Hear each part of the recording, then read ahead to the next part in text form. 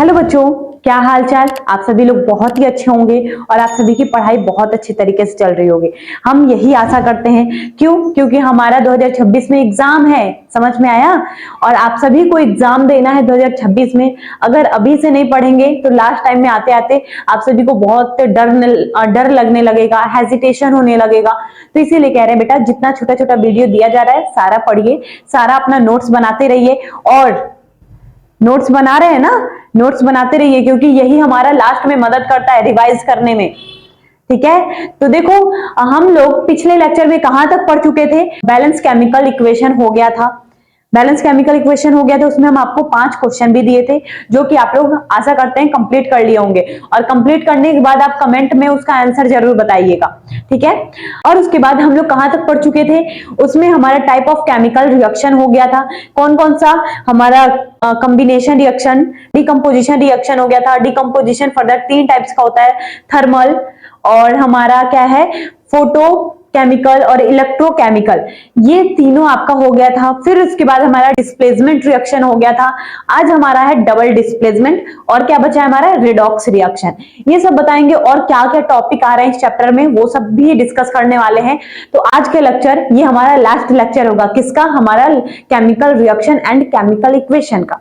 ठीक है, तो आज हम सारा डिस्कस करने वाले, सारा सब कुछ यहाँ चैप्टर कंप्लीट कराने वाले। 3 लेक्चर में आपका ये चैप्टर कंप्लीट हो चुका है। ठीक है, उस 3 लेक्चर में जितने भी आपको कंसेप्ट बताए गए हैं तो आपकी कॉपी में होने चाहिए। तो जल्दी से अपनी कॉपी निकाल लीजिए और ये वाला हेडिंग डाल लीजिए, क्या है हमारा, डबल डिस्प्लेसमेंट रिएक्शन। ये डबल डिस्प्लेसमेंट रिएक्शन क्या होता है, क्रिस क्रॉस, समझ में है।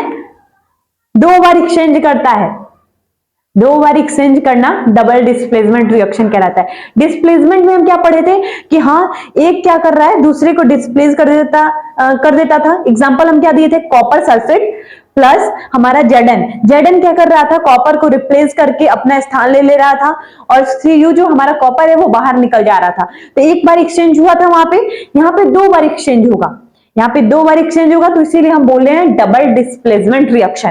तो डिफिनेशन देखो क्या है हमारा, those reaction in which 2 compounds react by an exchange of ions to form 2 new compound।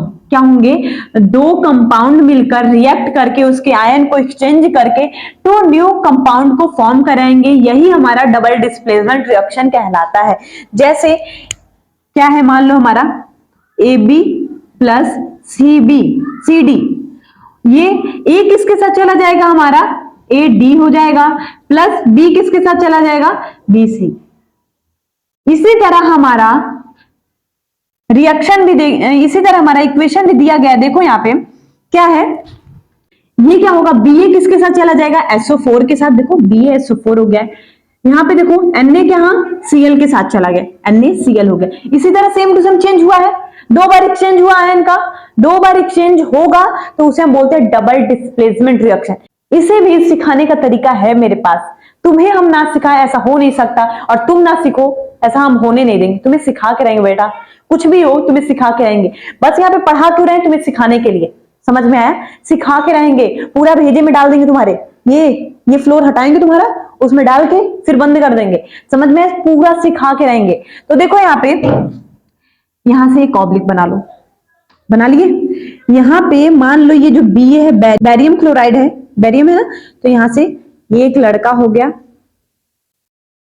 इसकी गर्लफ्रेंड Cl हो गई, इसकी गर्लफ्रेंड है ये,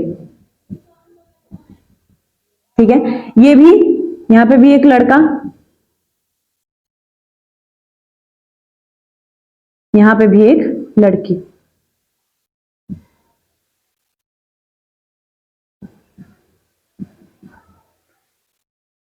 बॉय बॉय, गर्ल गर्ल।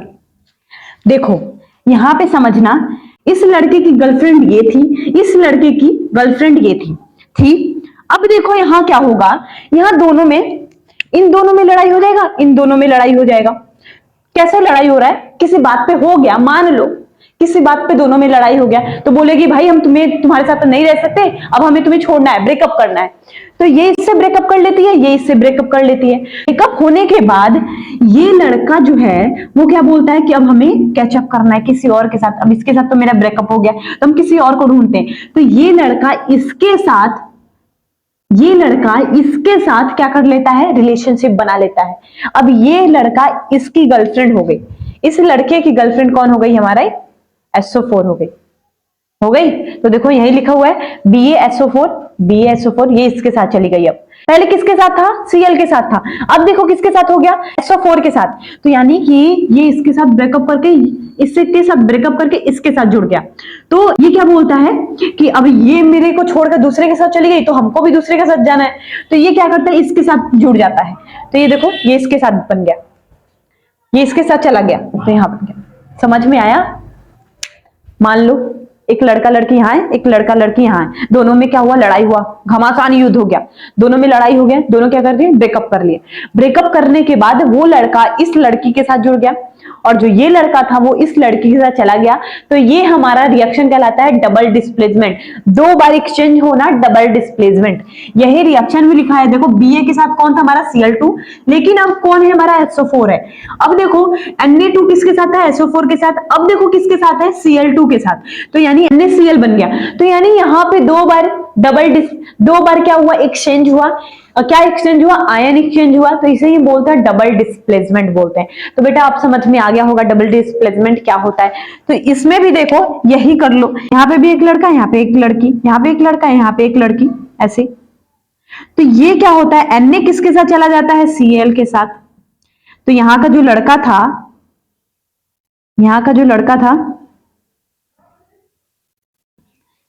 था, वो किसके साथ चला गया, इस लड़की के साथ चला गया। क्यों, क्योंकि उन दोनों में लड़ाई हो गया, तब ब्रेकअप कर लिया, तो अब कोई तो चाहिए साथ निभाने वाली, तो ये चला जाता है इसके साथ। तो NaCl बन जाता है और फिर इसके बाद ये दोनों अपना साथ निभा लेते हैं, कैचअप कर लेते हैं। तो ये दोनों ये हो गया। तो बेटा ये समझ में आ गया होगा क्या, हमारा डबल डिस्प्लेसमेंट, दो बार एक्सचेंज करना किसके, हमारे कंपाउंड के आयन को, तो वो हमारा क्या कहलाता है, डबल डिस्प्लेसमेंट। रिएक्शन देकर भी तुम्हें समझा दिए और तुम्हें इतना बेहतरीन एग्जांपल दिए हैं कि भूल नहीं पाओगे। क्यों, क्योंकि आजकल तो ट्रेंडिंग में है ये सब, तो ये सब तुम्हें समझ में आ जाएगा और कोई कंफ्यूजन नहीं होगा, हम आशा करते हैं। अब चलो हम चलते हैं अपने रिडॉक्स रिएक्शन पे, जो हमारा 5वां केमिकल रिएक्शन था। ये रिडॉक्स रिएक्शन क्या होता है, रिडॉक्स रिएक्शन 2 टाइप्स में मिलकर बना हुआ है। चलो इसे जल्दी से नोट डाउन कर लो। अब देखो हम रिडॉक्स रिएक्शन समझ लेते हैं, ये रिडॉक्स रिएक्शन है क्या। अभी देखो हम तुम्हें डबल डिस्प्लेसमेंट बता दिए, उसके नेक्स्ट लेक्चर में सब कुछ डिस्कस हो चुका था। अब हमारा लास्ट हेडिंग है क्या, रिडॉक्स रिएक्शन। रिडॉक्स रिएक्शन को भी समझने से पहले हम 2 हेडिंग के बारे में जानेंगे जिससे हमारा रिडॉक्स रिएक्शन मिलकर बना हुआ है। तो ऑक्सीडेशन एंड रिडक्शन, क्या, ऑक्सीडेशन एंड रिडक्शन, ये दोनों जान जाएंगे तो हमें रिडॉक्स रिएक्शन समझ में आ जाएगा। तो चलो देखते हैं हमारा ऑक्सीडेशन। ऑक्सीडेशन का हम 3 डिफिनेशन बताएंगे और रिडॉक्स रिएक्शन का भी 3 डिफिनेशन बताएंगे। 3 हमारा डिफिनेशन बनेगा, तो जो कि हम तुम्हें 3 डिफिनेशन बताने वाले हैं। देखो सबसे पहला हमारा होगा ऑक्सीडेशन का, पहला हमारा डिफिनेशन होगा एडिंग ऑफ ऑक्सीजन। जहां पे भी एडिंग ऑफ ऑक्सीजन होगा क्या कहलाएगा, ऑक्सीडेशन। दूसरा डिफिनेशन क्या है, रिमूवल ऑफ हाइड्रोजन। जहां पे भी रिमूव ऑफ हाइड्रोजन होगा ऑक्सीडेशन कहलाएगा। फिर तीसरा हमारा डिफिनेशन क्या है, रिमूवल ऑफ इलेक्ट्रॉन। जहां पे भी हमारा रिमूवल ऑफ इलेक्ट्रॉन होगा, रिमूवल ऑफ हाइड्रोजन होगा, एडिंग ऑफ ऑक्सीजन होगा, क्या कहलाएगा, ऑक्सीडेशन कहलाएगा। समझ में आ गया। चलो एक रिएक्शन देखकर समझ लेते हैं। यहाँ पे क्या है, 2Cu है, कॉपर है प्लस ऑक्सीजन है।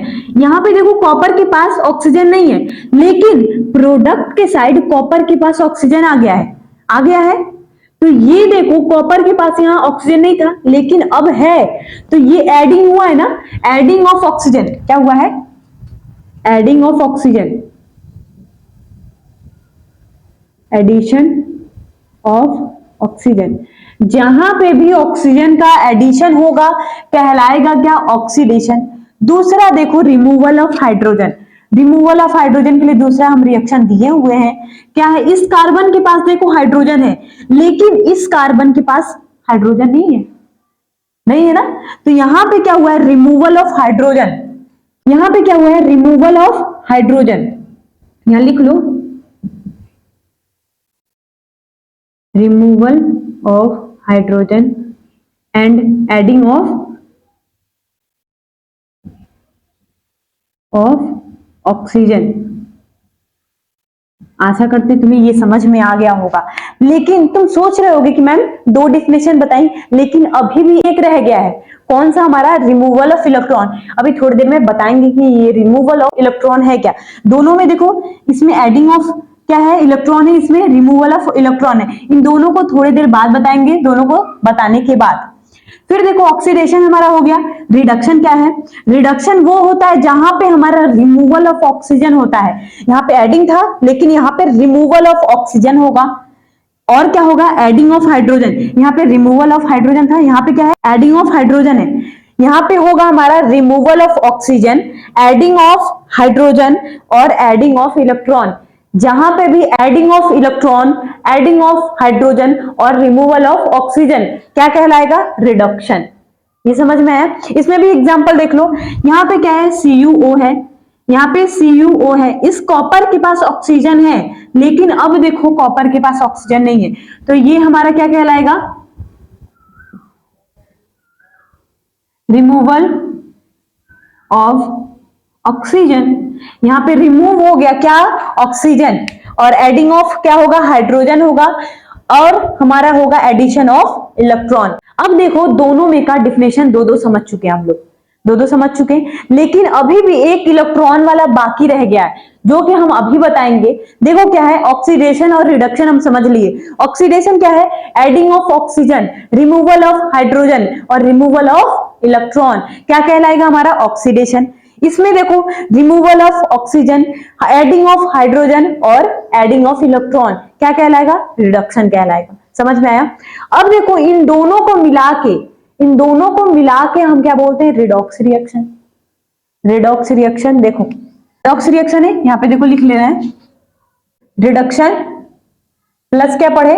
ऑक्सीडेशन पढ़े।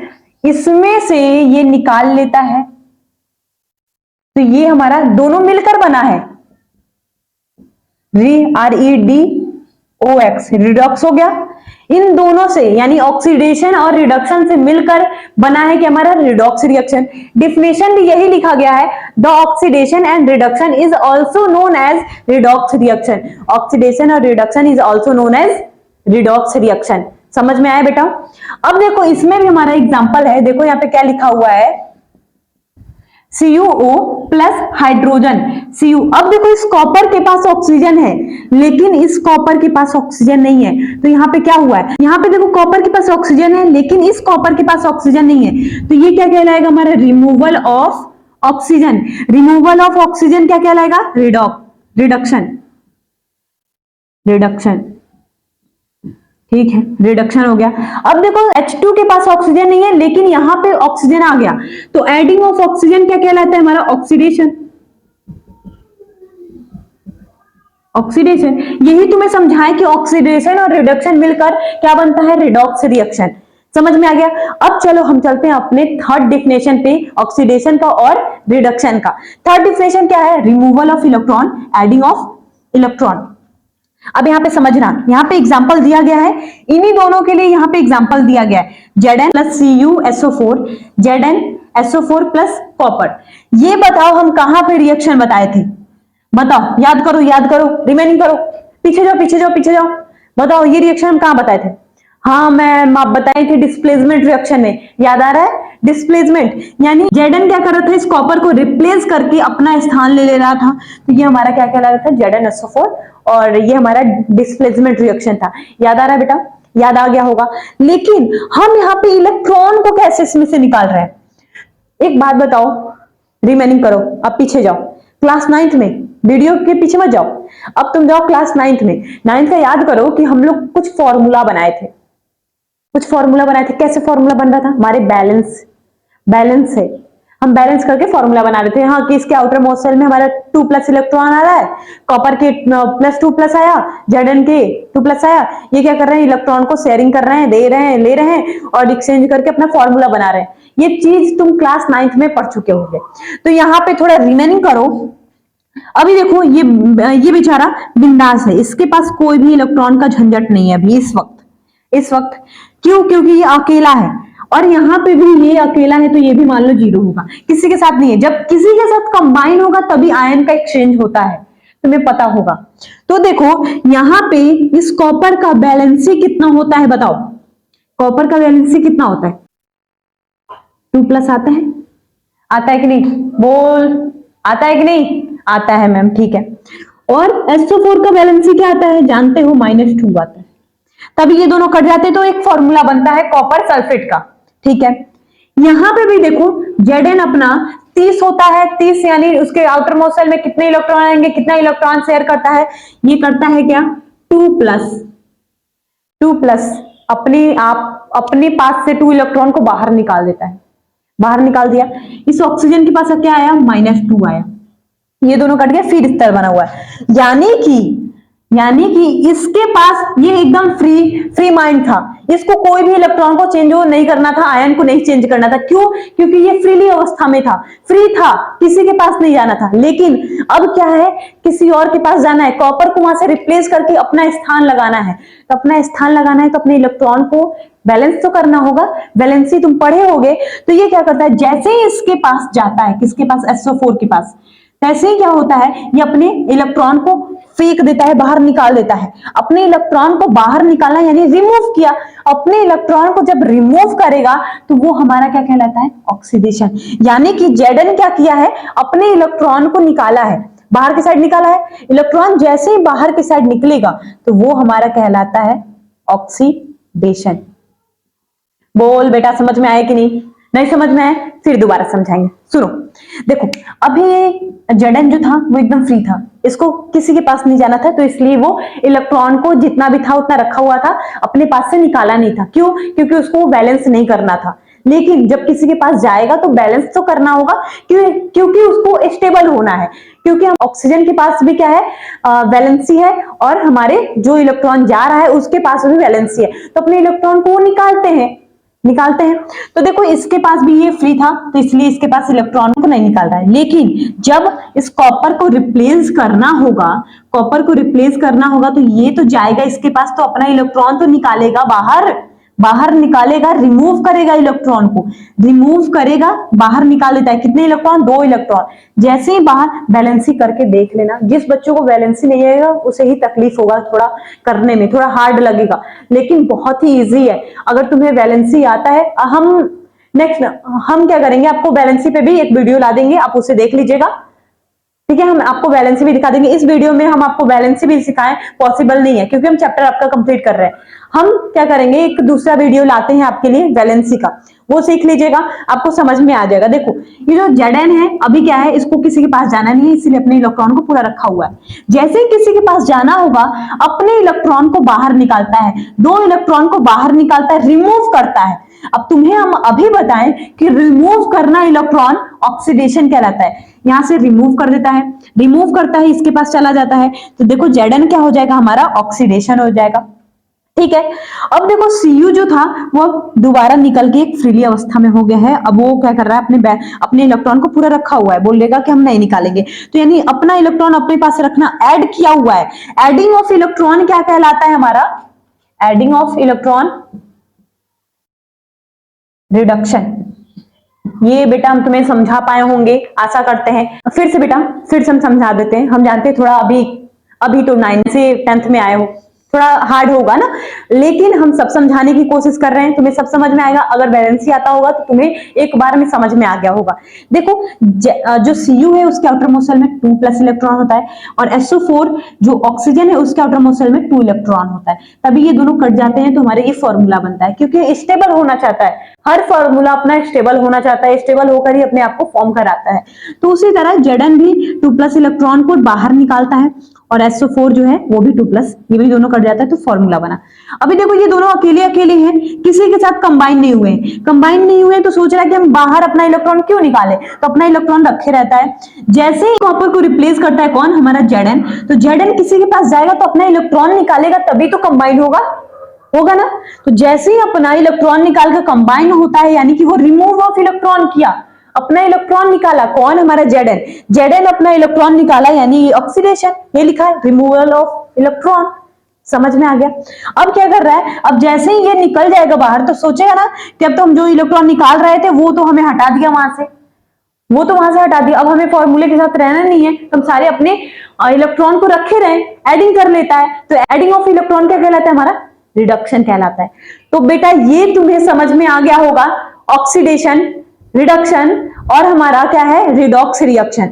अब इसमें उसमें क्या क्या हो रहा है, तीन तीन डिफिनेशन हम आपको बताए हैं, जिसमें एडिंग ऑफ ऑक्सीजन होगा, रिमूवल ऑफ हाइड्रोजन होगा, रिमूवल ऑफ इलेक्ट्रॉन होगा, ऑक्सीडेशन कहलाएगा।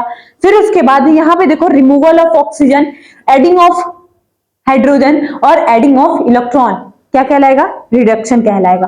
तो ये सब तुम्हें समझ में आ गया होगा। दो टॉपिक और हमारा है जो ऑक्सीडेशन और रिडक्शन से रिलेट करता है, तो उसको समझाने के बाद हम चलेंगे अपने नेक्स्ट टॉपिक पे। तो इसे जल्दी से अपने कॉपी पे नोट डाउन कर लो। अब देखो बेटा, हम अभी रिडॉक्स रिएक्शन का ऑक्सीडेशन एंड रिडक्शन पढ़ लिए, लेकिन उसी में का दो टॉपिक और है हमारा कि ऑक्सीडाइजिंग एजेंट क्या होता है और रिडक्सिंग एजेंट क्या होता है।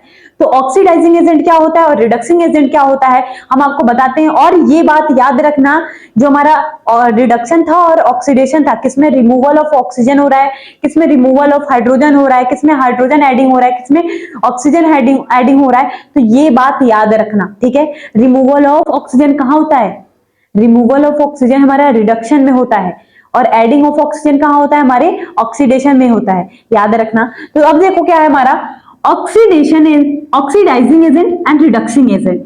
ऑक्सीडाइजिंग एजेंट क्या होता है, तो डिफिनेशन सबसे पहले देखो, oxidising agent are species oxidise other but itself reduce, क्या करता है, अपने आप को रिड्यूस कर लेता है, ठीक है।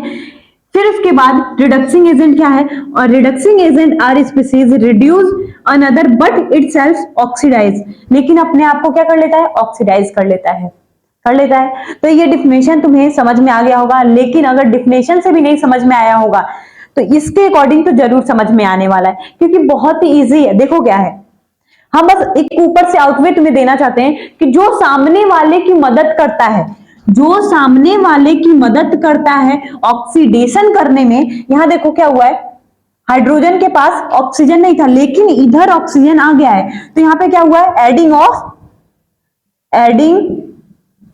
Addition of oxygen. अभी हम तुम्हें बताएं कि एडिशन ऑफ ऑक्सीजन क्या कहलाता है, ऑक्सीडेशन। Okay, oxidation. जो सामने वाले की मदद करता है ऑक्सीडेशन करने में, वही हमारा ऑक्सीडाइजिंग एजेंट कहलाता है। ये तब हमारा क्या होगा, ऑक्सीडाइजिंग एजेंट,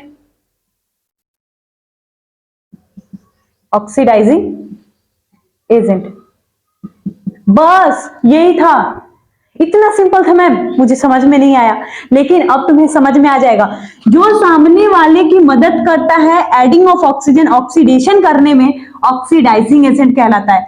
अब समझ में आ गया होगा, कोई डाउट अब नहीं बचेगा तुम्हारा, सारा समझ में आ गया होगा, ठीक है।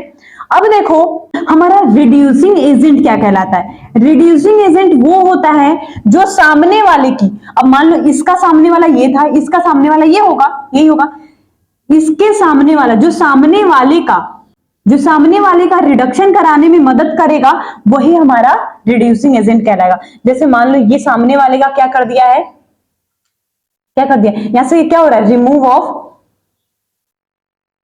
Removal of oxygen. जो सामने वाले का रिडक्शन कराने में, देखो अब रिमूवल ऑफ ऑक्सीजन क्या होता है, याद करो, रिमेनिंग करो। तुम्हें बताया गया है कि रिमूवल ऑफ ऑक्सीजन हमारा क्या कहलाता है, रिडक्शन कहलाता है, रिडक्शन। जो सामने वाले का रिडक्शन करने में मदद करता है, वो क्या कहलाता है, हमारा रिड्यूसिंग एजेंट, रिड्यूसिंग एजेंट। समझ में आ गया, अब कोई कंफ्यूजन नहीं बचा होगा, ठीक है। चलो एक और एग्जांपल लेकर समझाते हैं, अगर उससे ना समझ में आया हो तो इससे जरूर समझ में आ जाएगा। देखो 2-3 बार प्रैक्टिस करोगे तो आ जाएगा।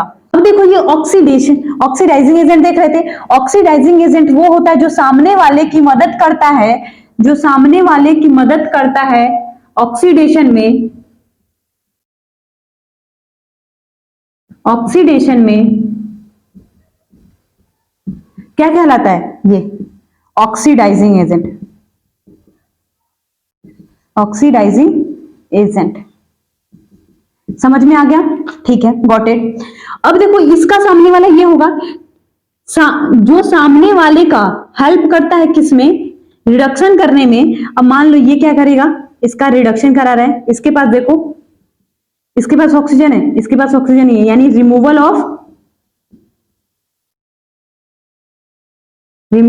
Of oxygen. तो ये क्या होगा हमारा, रिडक्शन होगा, रिडक्शन। ठीक है, अब जब ये रिडक्शन होगा तो इसके सामने वाला ये था, तो ये इसको जब ऑक्सीडाइज किया तो ये ऑक्सीडाइजिंग एजेंट हो गया। अब ये इसको रिड्यूस किया है तो ये क्या हो जाएगा, इसका रिडक्सिंग एजेंट हो जाएगा, रिडक्सिंग एजेंट। आशा करते होंगे बच्चों कि तुम्हें इसमें कोई कंफ्यूजन नहीं है, समझ में आ गया है ना? तो इसे जल्दी से अपनी कॉपी में नोट डाउन कर लो, तब तक हम पानी पी लेते हैं।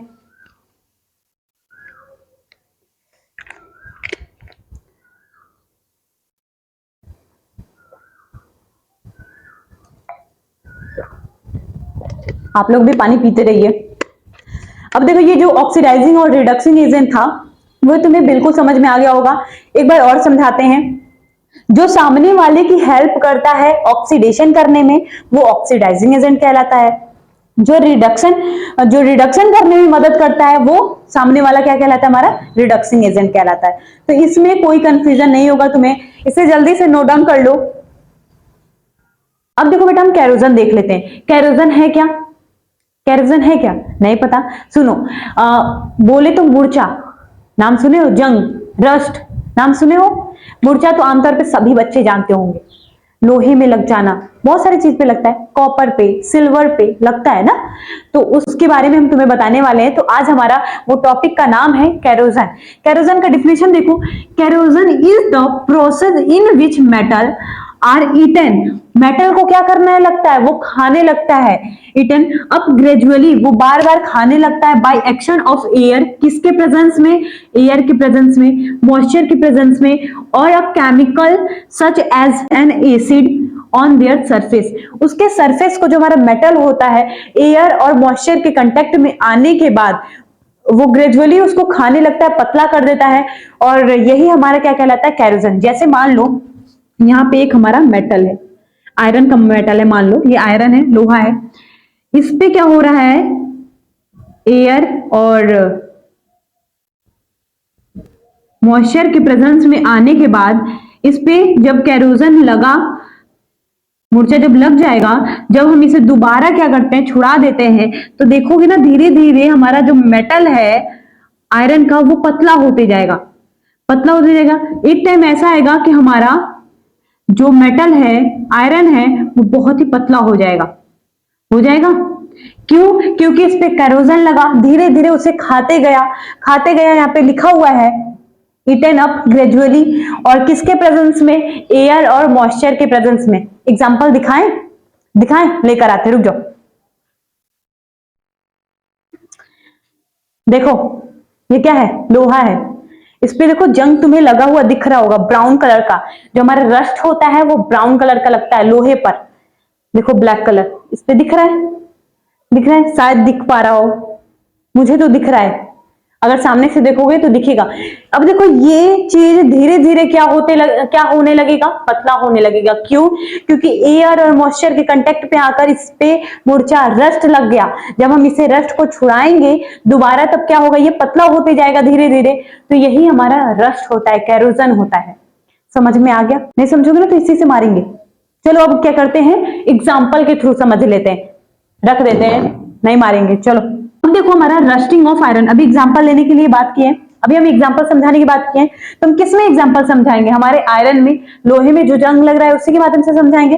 तो देखो रस्टिंग ऑफ आयरन, जब लोहे में रस्ट लगता है तो क्या होता है उस टाइम, वो किस कलर का हो जाता है, किस कलर का, ब्लैक एंड ब्राउन कलर का हो जाता है। तो वही लिखा है, rust of iron metal is the most common from the kerosene. जब ये लोहे में लगना मोस्ट कॉमन बात है, कॉमन बात है, लोहे में जंग लग जाता है, तो ये कॉमन है। क्यों? क्योंकि एयर और मॉइस्चर के कांटेक्ट में आने पे इसमें मूर्छा लग जाता है। तो देखो ये जो Fe है हमारा आयरन, ऑक्सीजन और वाटर के मॉलिक्यूल, ये से रिएक्ट करके क्या बनाता है, 2Fe O3.10H2O hydrate iron third oxide rust, ये रस्ट लग गया इस पे, तो यही होता है रस्टिंग ऑफ आयरन। और पूछ दिया जाए तुमसे कि रस्ट का फॉर्मूला क्या है, तो यहाँ पे लिख लो यही रस्ट का फॉर्मूला ये, लेकिन इसमें वाटर के मॉलिक्यूल ऐड हुए हैं, तो आम तौर पे हम क्या बोलेंगे कि रस्ट का फॉर्मूला जो होता है Fe2O3 होता है, ये रस्ट का फॉर्मूला होता है। ठीक है, तो हमें रस्ट ऑफ आयरन समझ में आ गया कि रस्ट क्या होता है, आयरन पे हमारे रस्ट लगता है तो वो ब्राउनिश कलर का हो जाता है, ये समझ में आया। लेकिन अब किसी और चीज पे जंग लगे, तो किसी और चीज पे रस्ट लगे, कैरोजन हो, जैसे हमारा सिल्वर कैरोजन, सिल्वर पे जब कैरोजन लगता है तो वो ब्लैक कलर का हो जाता है। जैसे पायलो पहनते हो, पायलो बहुत सारी लड़कियां होंगी, पायलो जो पहनती होंगी, क्या होता है कि उस पे जैसे ऑक्सीजन और एयर के प्रेजेंस में आता है तो देखोगे चांदी कुछ दिन बाद वो ब्लैक पड़ जाता है, काला होने लगता है, फिर उसको क्या करते हैं, साफ करते हो फिर पहनते हो, ऐसे ही होता है। तो देखो silver corrosion, silver develop a black coating after some time, कुछ टाइम बाद वो किस कलर का हो जाता है, ब्लैक कोटिंग आ जाता है उस पे। तो देखो सिल्वर प्लस हाइड्रोजन सल्फाइड, लिख लेना हाइड्रोजन सल्फाइड, जब इससे रिएक्ट करता है एयर और मॉइस्चर के कांटेक्ट में तो ये बनता है सिल्वर सल्फेट। सिल्वर सल्फेट यही क्या होता है, ब्लैक कलर का कोटिंग आ जाता है उस पे, ब्लैक कोटिंग। ठीक है, और हाइड्रोजन बाहर निकल जाता है। तो ये चीज सिल्वर कैरोजन में समझ में आ गया होगा कि हमारे चांदी पर क्या लगना, ब्लैक कोटिंग आ जाना, सिल्वर कैरोजन कहलाता है। फिर उसके बाद कॉपर कैरोजन क्या होता है, कॉपर पे कैरोजन लग जाना किस कलर का हो जाता है, ग्रीन कलर का। यहाँ पे भी देखो copper develop a green coating after some time, कुछ टाइम बाद इस पे क्या आ जाता है, ग्रीन कोटिंग आ जाता है। रिएक्शन क्या है, copper plus water plus carbon dioxide plus oxygen, ये सब प्रेजेंस में आता है तो ये बनता है कॉपर कार्बोनेट और कॉपर हाइड्रोक्साइड बनता है। तो यही जो होता है किस कलर का, ग्रीन कोटिंग आ जाता है उस पे, ग्रीन कोटिंग CuCO3, यही ग्रीन कलर का कोटिंग आ जाता है किस पे, हमारे कॉपर कैरोजन। तो ये सब तुम्हें समझ में आ गया होगा, कॉपर पे ग्रीन कलर का कोटिंग आ जाना और सिल्वर पे ब्लैक कलर का कोटिंग आ जाना, रस्ट ऑफ आयरन पे हमारा ब्राउनिश कलर का कोटिंग आ जाना। तो ये सब हमारा रस्टिंग है, कोरोजन है। लेकिन बात यही आती है कि हम इसे बचाएं कैसे, अपनी मेटल को, सारे मेटल को हम बचाएं कैसे, बात तो ये आता है ना। तो इसे जल्दी से नोट डाउन करो, हम तुम्हें बताते हैं कि हम कैसे बचा सकते हैं, कैसे प्रिवेंट कर सकते हैं, करो नोट। अब देखो हम कैरोजन से किसी भी अपने मेटल को कैसे बचा सकते हैं, तो उसके लिए हमारा पॉइंट क्या है, स्टेप फॉर प्रिवेंशन ऑफ कैरोजन, हम कैसे अपने कैरोजन से होने वाले मेटल को कैसे बचा सकते हैं। तो उसके लिए कुछ पॉइंट दिया गया है। तो सबसे पहला पॉइंट है हमारा पेंटिंग, पेंट करके, समझ में आया, पेंट कर देंगे तो हमारा क्या होगा, कैरोजन नहीं लगेगा, रस्ट नहीं लगेगा। ठीक है, दूसरा क्या, ऑयल एंड ग्रीसिंग करके, ग्रीसिंग जो साइकिल वाले जो बनाते हैं ना, उनके दुकान पे देखोगे ना ग्रीस रखे होते हैं वो लोग, तो ऑयल और ग्रीस करके। फिर इसके बाद तीसरा मोस्ट इंपॉर्टेंट टॉपिक है, इसीलिए हम इसका डिफिनेशन भी लिखे हैं, गैल्वेनाइजेशन। गैल्वेनाइजेशन अगर इसको हिंदी में बोले तो यसद लेपन बोलते हैं। नहीं अच्छा लगा नाम, तो गैल्वेनाइजेशन नाम याद रखो। गैल्वेनाइजेशन मेथड वो होता है जिसमें हम किसी भी मेटल एंड स्टील को प्रिवेंट करने के लिए हम जिंक की कोटिंग कर देते हैं, उस पे जिंक का कोट कर देते हैं, उसमें लगा देते हैं, तो ये हमारा क्या हो जाता है, गैल्वेनाइजेशन। तो डिफिनेशन देखो यही लिखा है, the process of applying a protective zinc coating और आयरन और स्टील, उस पे क्या करते हैं हम, प्रोटेक्टिंग के लिए जिंक की कोटिंग लगा देते हैं टू प्रिवेंट, और उस तरह हम बचा सकते हैं किसको, हम अपने मेटल एंड स्टील को। यही हमारा गैल्वेनाइजेशन कहलाता है और यही हमारा प्रिवेंशन है, किसका, कैरोजन का प्रिवेंशन यही है, क्या करके, ऑयलिंग करके बचा सकते हैं एंड ग्रीसिंग करके, पेंटिंग करके, और मोस्ट इंपॉर्टेंट हमारा गैल्वेनाइजेशन। गैल्वेनाइजेशन करके हम क्या कर सकते हैं, अपने मेटल को और स्टील को बचा सकते हैं, क्या, उस पे जिंक की कोटिंग करके, इसी को हम यसद लेपन कहते हैं। तो इतना तुम्हें समझ में आ गया होगा। इस चैप्टर का लास्ट टॉपिक हमारा है रेंसिडिटी। रेंसिडिटी के बाद ये चैप्टर खल्लास, खत्म, टाटा बाय बाय, सब हो जाएगा, समझ में आया, ये चैप्टर खत्म हो जाएगा, सिर्फ रेंसिडिटी रह गया है। रेंसिडिटी बताने के बाद ये चैप्टर खत्म हो जाएगा। ठीक है, तो इसे जल्दी से नोट डाउन कर लो अपनी कॉपी में। अब देखो बेटा ये रेंसिडिटी क्या होता है, रेंसिडिटी इस चैप्टर का लास्ट टॉपिक है। रेंसिडिटी पढ़ने के बाद ये चैप्टर खत्म हो जाएगा। ठीक है, गॉट इट। और आप सभी के डेडिकेशन को हमें दाद देना पड़ेगा कि उस टाइम से अभी तक आप पढ़ रहे हैं, और इतना 40-50 मिनट 30 मिनट तक बैठे रहना आम बात नहीं होता है। और आप लोग अच्छा कर रहे हैं, अभी छोटे बच्चे हो आप लोग, इतना मेहनत कर रहे हैं। हमें बच्चों में यही जुनून चाहिए जो कि आपके अंदर मुझे दिख रहा है, और इसी तरह पढ़ते रहिए, जितना भी कॉन्सेप्ट हो सारा क्लियर करते रहिए। अगर कोई भी कंफ्यूजन होता है तो आपके लिए हम हैं, आप जो भी क्वेश्चन पूछेंगे हम आपको बताएंगे, या फिर वीडियो के माध्यम से, या फिर आपको कमेंट के माध्यम से ही बता देंगे।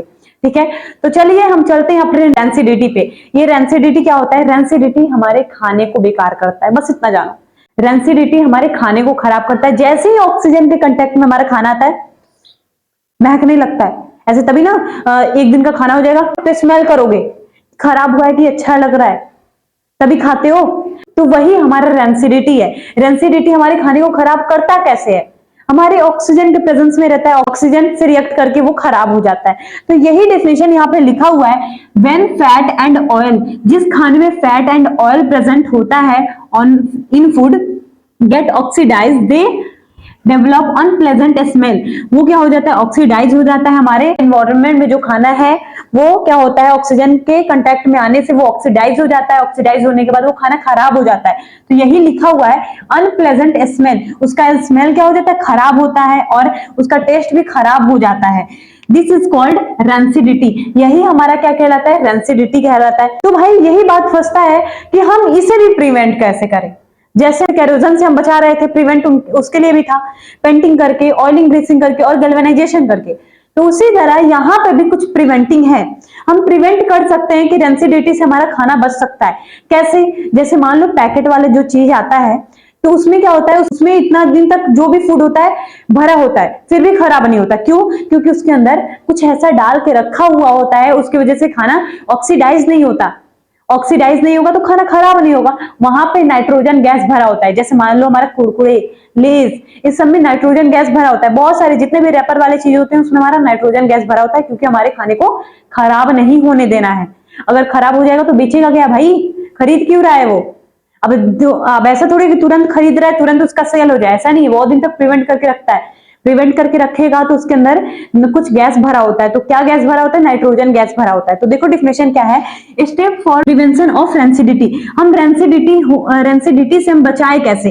तो पहला पॉइंट है, rancidity can be prevention by packing fat and oil containing food in nitrogen gas. हम क्या करते हैं, जितने भी रैपर वाले चीज होते हैं उसमें हमारा फैट ऑयल वाला चीज होता है, तो उसको हम किससे प्रिवेंट करते हैं? हमारे नाइट्रोजन गैस से। यहाँ लिखा है नाइट्रोजन गैस से प्रिवेंट करते हैं। एग्जांपल हमारा लेज, कुरकुरे, इस सब में हमारा नाइट्रोजन गैस भरा होता है। समझ में आ गया? जितने भी रेपर वाले चीजें नाइट्रोजन गैस, इसीलिए वो खराब नहीं होता। घर वाला खाना खराब हो जाता है। क्यों? क्योंकि वो ऑक्सीजन के प्रेजेंस में आ रहा है। जो आएगा वो खराब होगा, जो नहीं आएगा वो खराब नहीं होगा। दूसरा पॉइंट क्या है, हम फ्रिज में भी रख के अपना खाना बचा सकते हैं। तो देखो, the refrigerator has a low temperature inside it. समझ में आया? फिर उसके बाद लास्ट पॉइंट क्या है कि हम कैसे अपने खाने को बचा सकते हैं। एक एयर टाइट कंटेनर लेकर उसमें खाने को बंद कर देंगे, जो कि एयर के कांटेक्ट में नहीं आएगा तो खराब नहीं होगा। यही पॉइंट लिखा है, when food is stored in air tight container then there is tightly exposure to oxygen of air. बेटा ये तुम्हें समझ में आ गया होगा। अब कोई कंफ्यूजन नहीं बचता है तुम्हारा। अगर फिर भी कोई कंफ्यूजन हो तो क्या, हम हैं तुम्हारे लिए। ठीक है, तो ये चैप्टर खत्म हो गया है। अब तुम लोग बताओगे कि नेक्स्ट वीडियो किस चैप्टर पे आना चाहिए। ठीक है, कमेंट करके बताना, वो चैप्टर हम स्टार्ट जरूर करेंगे। ओके, तो देखो हम मिलते हैं नेक्स्ट वीडियो के साथ। तब तक के लिए टाटा बाय बाय।